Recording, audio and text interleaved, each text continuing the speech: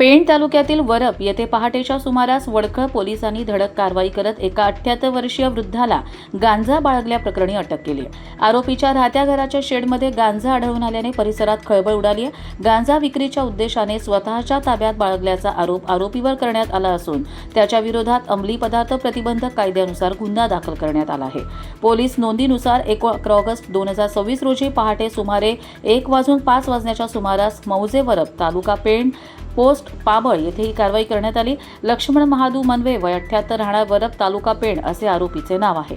आरोपीच्या राहत्या घराच्या शेडमध्ये पोलिसांनी तपासणी केली असता काळपट व हिरवट रंगाची पानं, फुलं, फळं व बोंड असलेला तसेच काळा, ओलसर आणि उग्र वास येणारा वनस्पती सदृश पदार्थ आढळून आला। सदर पदार्थ गांजा असल्याचं पोलीस नोंदीत नमूद करण्यात आलंय।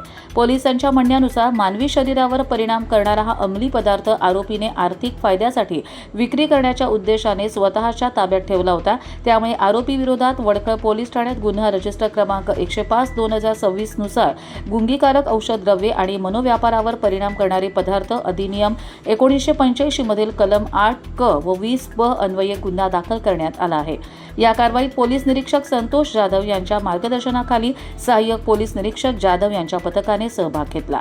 या पथकात सहाय्यक फौजदार कांबळे, पोलीस हवालदार दिनेश ढेणे, कोंडे, प्रशांत देसाई, गायकवाड, घासे तसेच पोलीस शिपाई ठाकूर यांचा समावेश होता। या प्रकरणी नितेश वरसेत घासे वय 39 नेमणूक वडखळ पोलीस ठाणे पेण यांनी फिर्याद दिली आहे। पोलिसांनी केलेल्या या कारवाईमुळे वरप परिसरात अंमली पदार्थांच्या व्यवहाराबाबत चर्चा सुरू झाली आहे।